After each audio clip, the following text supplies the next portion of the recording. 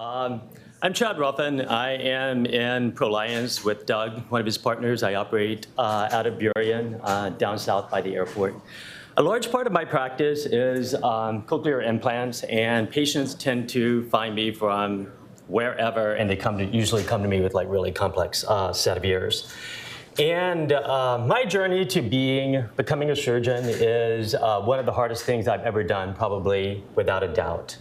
And this journey is something that is reflected in the life of every person with severe hearing loss. And I think that some of the points that I bring up today are going to be very underappreciated, and I hope you learn from this. So I'm going to talk today about how speech perception is just a poor measure of rehabilitation, and talk about other skills that I've used to learn how to compensate and understand how hearing preservation surgery can help drive increased adoption of cochlear implants. So cochlear implants are hearing implants. They are not something that guarantees a high level of cognition, communication. What you do with that sound is completely independent of your perception of it. And it doesn't mean that someone with severe hearing loss, whether they are a child or an adult, will get the interpersonal skills or maintain those skills if they have a later onset hearing loss so that they can effectively connect with other people.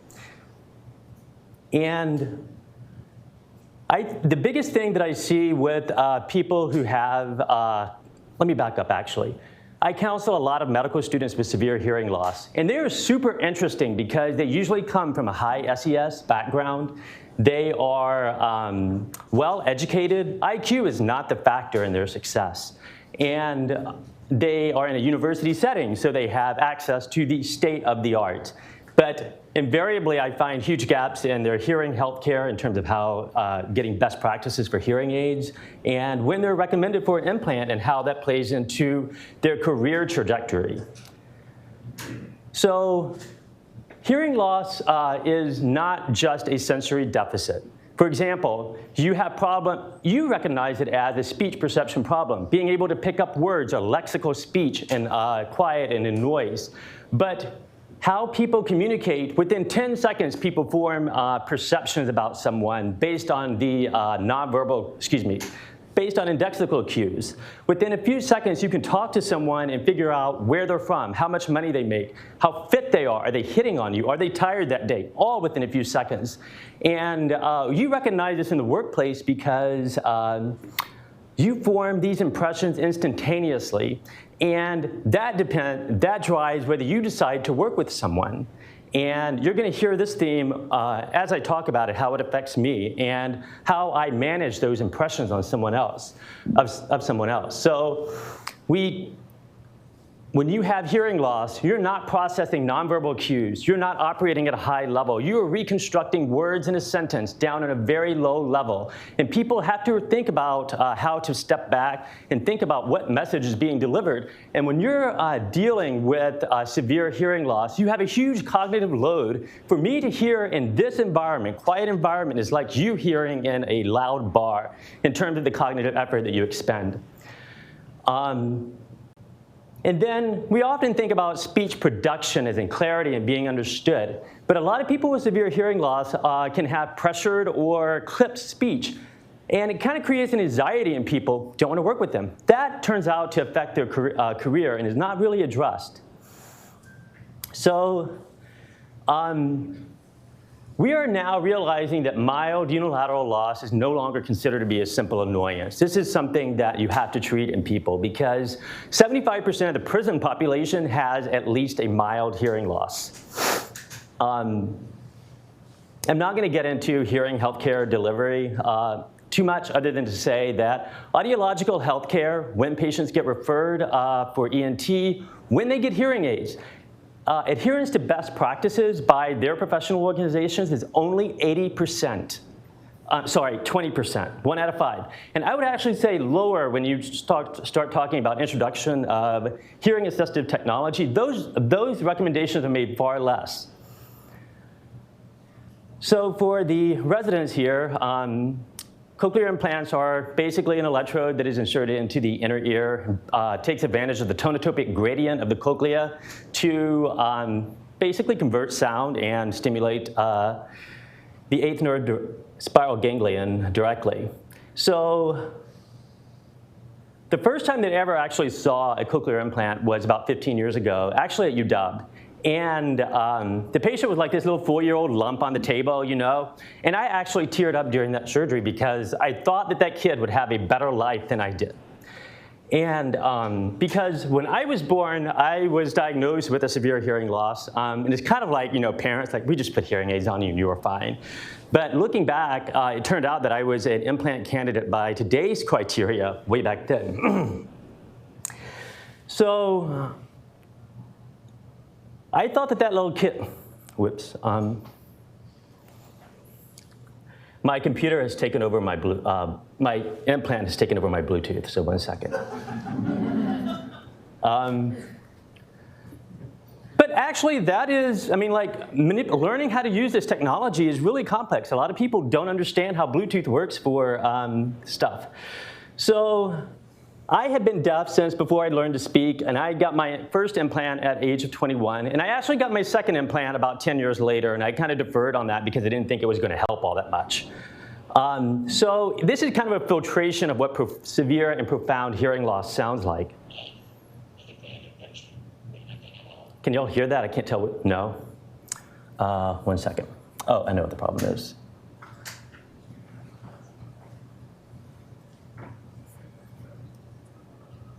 Life is a grand adventure.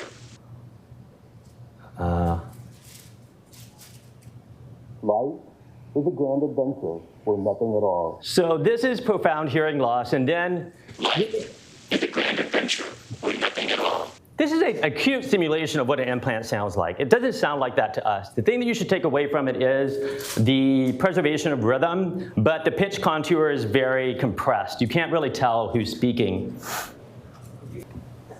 Life is a grand adventure or nothing at all. Life is a grand adventure or nothing at all.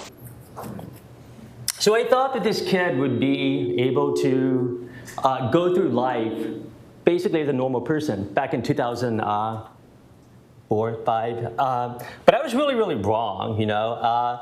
When I started medical school, the dean of admissions, actually the chancellor of the medical school, actually tried to recall my admission because once he found out that I was deaf. And you know, I thought that when he got his implant, he would be able to form, like, you know, normal social bonds with friends, wouldn't have to sit around a dinner table and not be able to participate in a conversation with his friends. So when I applied to ENT, I had to apply. I did 30 interviews over 2 years. And I did a second 2-year research fellowship in addition to what I did at UW. And a lot of that, in a second year of internship, a lot of that was to convince the surgical staff that I could take care of an airway, you know, in the dead of night by myself. And that actually turned out to be not an issue at all. And that left a really deep scar on me, and I had done a lot of things during medical school. I invented a hearing aid and to help me hear in the operating room, you know? And I still remember walking into one chairman's office, and he looked at me and he just said, the first words out of his mouth, "You're the deaf boy everyone's been talking about. It's not, you have passion, you have drive, you would be a great addition to our team." That's not what I heard. So, that was the first time that I ever considered myself to be disabled, to be the target of bias. But what actually really turned out really interesting is at UW, I learned a lot about signal processing and about auditory nerve coding. And then Indiana University, we were looking a lot at how hearing loss changes cognition in children and adults. And so I'm going to play some simulations up here to explain how all of this comes together and how it translates how I talk to my patients. So during that residency interview process, I was called shifty and aloof, and that criticism never really left my mind. And I started studying auditory cognition and autism to find some way of deconstructing that deaf interview experience so we could learn from it. I'm going to play a simulation of hearing with the implant again. And then when you listen to it, I want you to pretend that you're listening as an interviewee, or you're getting a performance review from your boss. Somewhere where there is a stressful situation, there's no noise. And recall the stress and anxiety you feel as a hearing-capable person when you listen to this simulation, and then think about what it's going to be like for a person who has a cochlear implant. So here we go. Life is for living. All right. So anyone understand what that's? Life is for living. Right. So does anyone know who that was? I'll play it one more time. Life is for living. That's Doug Backus. You can't tell in this whether it's Stephen Hawking or Darth Vader, you know? You can't tell whether he's being sarcastic or funny. You can't even tell where he's from. So the point is, during the interviews that I was in, people tamp down their body language. So how do I rapidly tell from their voice whether they think that I'm going to be a great addition to their team, or they think I'm going to endanger patients? And how do you do it all on the fly while being witty and charming and not Life is for living. Not being considered shifty and aloof? And the other thing I want you to think about is the automaticity of hearing. It's crucial. Remember that you had to mentally reach out to figure out what's being said, and that's what we call as cognitive load. And one of my patients who's a lawyer, and he lost his hearing late in life, he does phenomenal with some of the best speech and noise tests that we can throw at him. But if you ask him whether he can negotiate a contract in a quiet conference room with like 4 other people, he'll tell you he can't, because he can't think 3 steps ahead and in the moment to kind of plan how the negotiations will go. Now, the other thing that I want you to think about is, and the operating room is not really much of an issue anymore because I'm not a learner. I'm more like people like listen to me. But in residency, I had to figure this out because you have the effect of cognitive load, and then you have the effect of hearing on executive functioning, how you take in information, process it, and then express it. In the operating room, I was completely in an uncharted territory. It's stressful, it's noisy, and a person with hearing loss can't lip read because of masks. So when I hear as a resident, I had to parse individual words into sentences, convert that into an action, and then do it, and then remember that later, you know? So trying to figure out what you're not hearing is super distracting, and all of this got in the way of just carrying on normal conversation in the operating room. So I would be like, you know, super quiet surgeon assisting my attending or doing the procedure, and then people thought that I was being aloof and not interested because I wasn't talking. And we had to, if I had not been in the research fellowship at Indiana University, I would not have understood these issues and been able to navigate them. And fortunately, I was able to tell them why that was. So connecting with the hearing loss is hard. Connecting is what we're doing in this meeting, what you do with your administrators, everything. And stepping back from cochlear implants, looking at the effect of the severity of hearing loss, it's not correlated with cognitive load. You can have someone with a mild, high-frequency sensorineural hearing loss, and they're using the same amount of brain energy as someone with a much worse hearing loss. And people with cochlear implants, we're often tested in speech perception alone. We're not tested on how we identify the other factors of voice. And for reference, that happens about half the rate of normal hearing people. But people with implants can't process those two together. Their performance in both categories drop if you try to tell them to do that. We often think that vocal emotion can be processed by just looking at someone, but that's not true. People can look at emotion and identify it separate from voice, but if you ask them to do the two together, the processing drops. So the end result is that the empathy and the theory of mind is people with hearing loss is impaired. And theory of mind is basically how you create a mental construct of the other person that you're talking to, what their wants, desires, what they want to go forward with.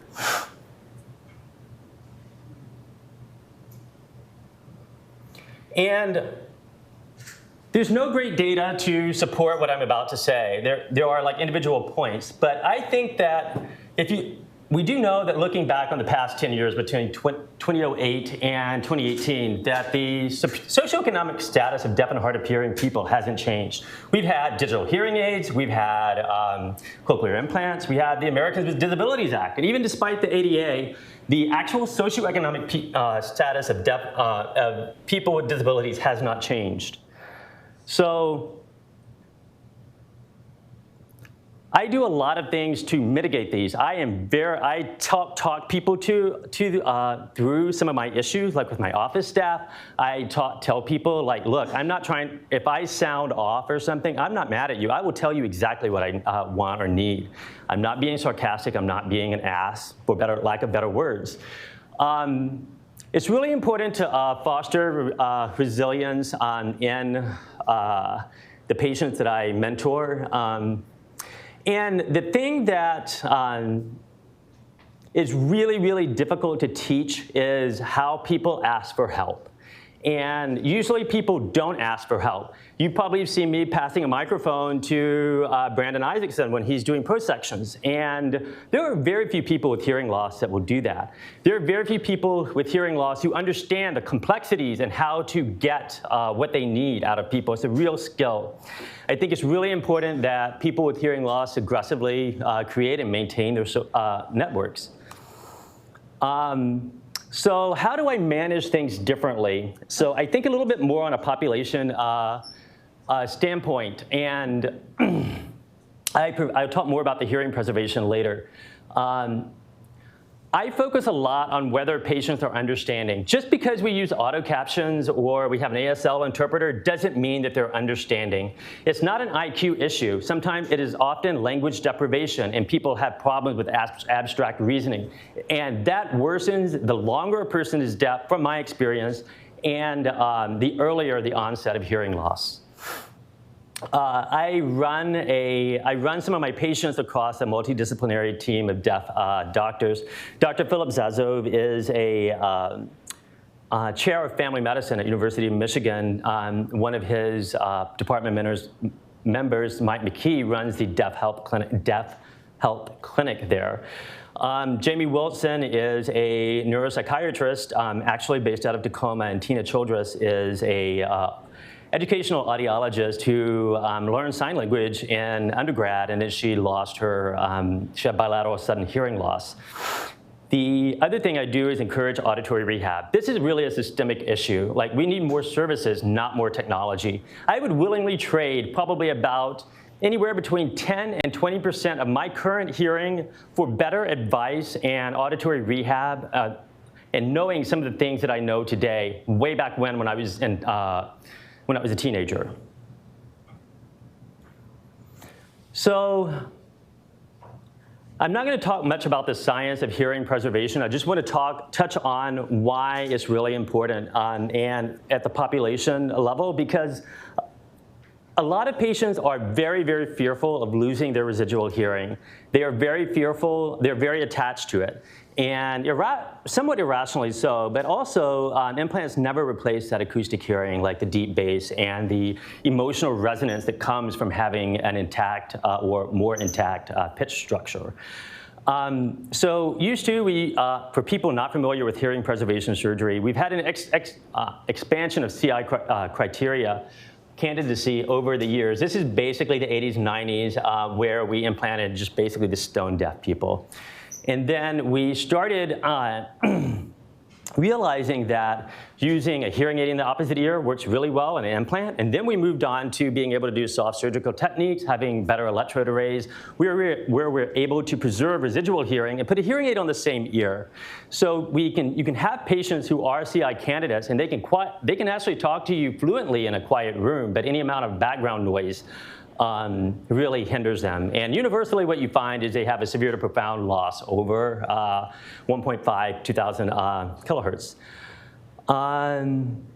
So I wasn't trained in hearing preservation surgery. In Indiana, I finished up in 2017, and the hearing preservation was more like in the bigger CI centers and what they were doing. So I kind of like learned this on my own. So one of the reasons why, let me see where I am.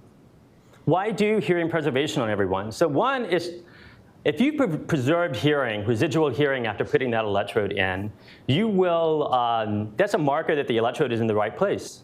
And it's an indicator it's probably not coiled up in the vestibule. And you're going to have less vestibular complaints from patients who have a round window approach in soft surgery. So that alone is important because if you have vestibular issues, you're going to have a higher cognitive load compounded with hearing loss. And if you want people to be successful professionally, that's going to be an issue.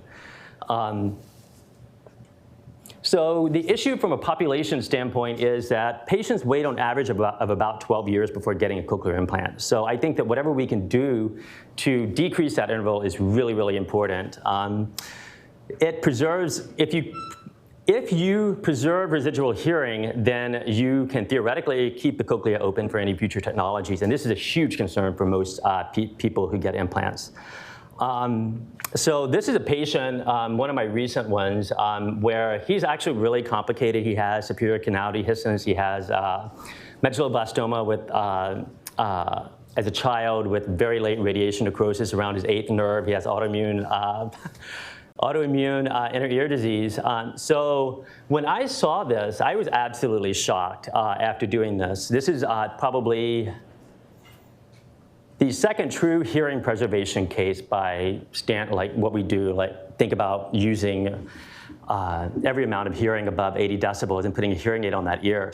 But I was just blown away by this. And I think it's really important that we learn these soft techniques for getting, preserving hearing.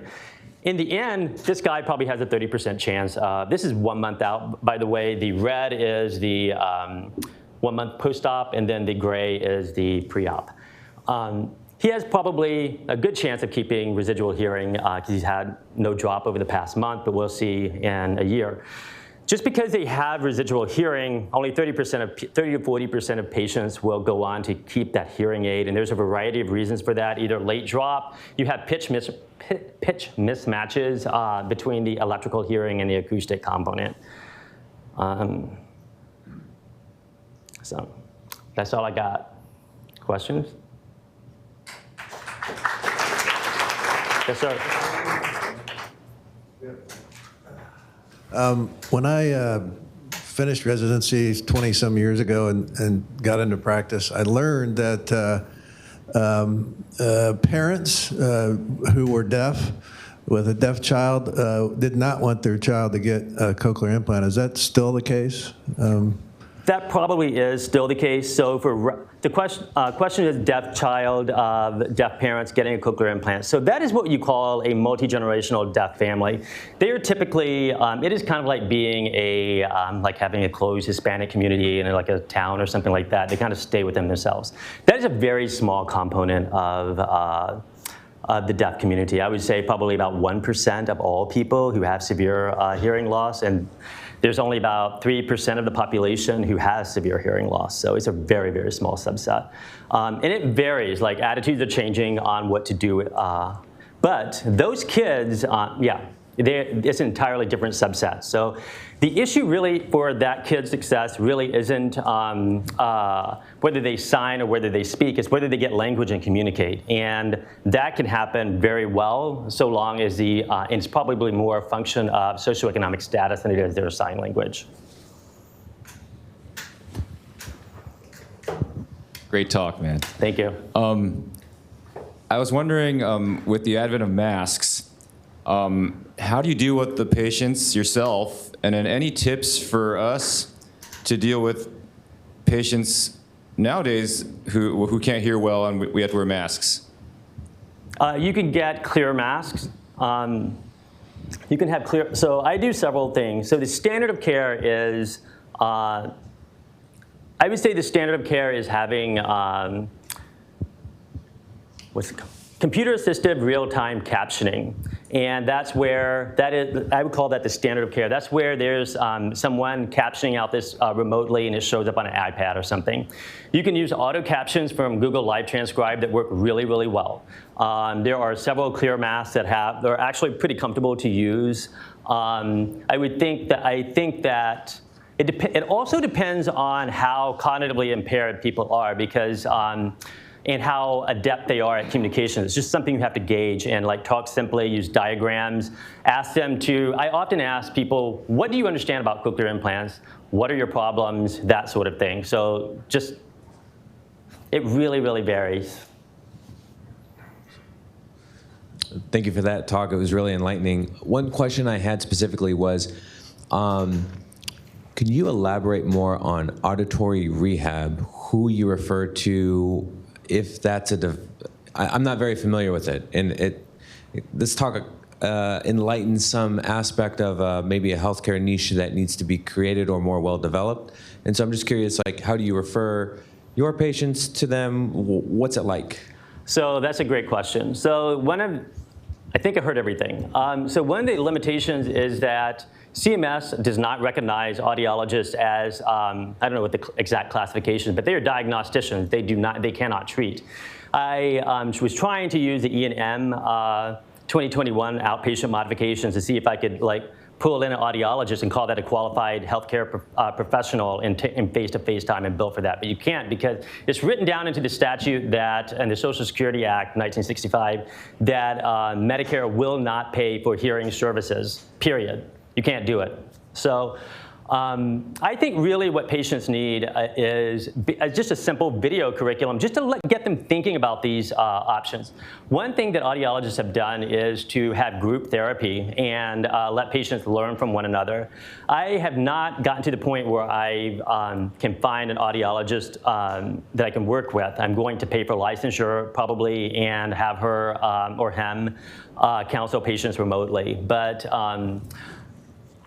I think they need just basically a video curriculum, and then I also refer, which I'm working on this, but referring patients to HLAA, Hearing Loss Association of America, I think that's super important, because people are able, especially that category of patients that falls between severe hearing loss and not quite a cochlear implant candidate, those patients are usually they get a lot out of advocacy and connecting with other people, because it eases social isolation, which is a killer, and they also learn real skills.